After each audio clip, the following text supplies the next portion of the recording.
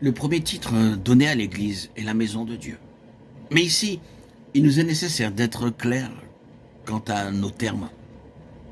Quand nous parlons d'une maison, nous pensons immédiatement à une structure, une construction. Nous passons le long de la rue et nous disons « c'est une belle maison » ou « une maison laide » ou « une maison insolite ».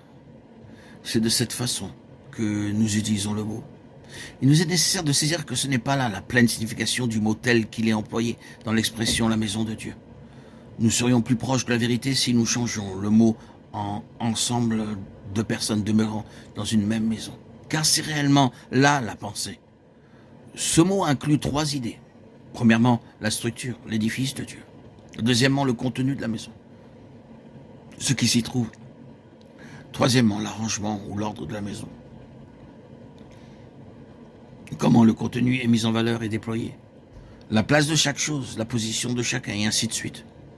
Bien entendu, avec ceci se trouve étroitement associée l'idée de gouvernement. La structure, le contenu, l'arrangement, l'ordre et le gouvernement de la maison. Tout cela est contenu dans cette expression, la maison de Dieu. Tout d'abord, la maison de Dieu est l'édifice de Dieu, la structure de Dieu. Je bâtirai mon église. Ceci appartient à Dieu. L'homme ne peut pas faire cela. Et il est impertinent de s'en saisir et d'en faire la chose de l'homme.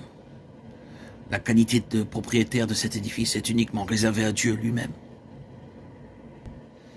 Ensuite, ce qui se trouve dans cette maison est là parce que Dieu l'y a mis. Et rien ne peut avoir une place en tant que pierre vivante dans la maison de Dieu, à moins d'y être placé par Dieu. Vous ne pouvez pas vous joindre à la maison de Dieu de votre propre chef. Vous pouvez parler de joindre l'Église, mais cela appartient entièrement à un autre domaine de choses dans le Nouveau Testament. Le Seigneur ajoutait à l'Église ceux qui étaient sauvés. Acte 2, 47. Le Seigneur ajoutait. Seuls ceux que le Seigneur inclut sont dans la maison de Dieu. Troisièmement, l'ordre dans la maison de Dieu est l'ordre de Dieu. Dieu est un Dieu d'ordre. Satan est le Dieu de l'anarchie et du dérèglement. Dieu a un ordre pour sa maison. Et il est très minutieux et exigeant à cet égard.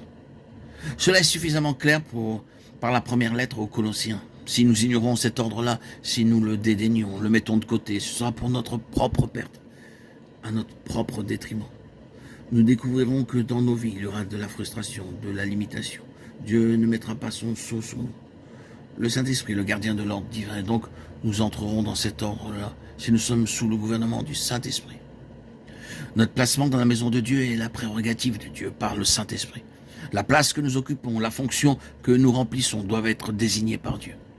Si nous essayons de faire ce que Dieu ne nous a jamais demandé de faire, nous serons délaissés pour compte dans la maison de Dieu.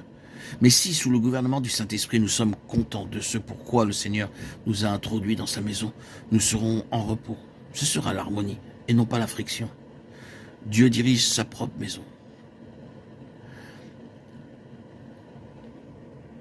Et ce n'est rien d'autre que de l'impertinence d'entrer dans la maison de Dieu et d'essayer de renverser l'ordre ou d'imposer notre propre ordre. Nous devons toujours chercher à être soumis au Saint-Esprit et à son ordre dans la maison de Dieu.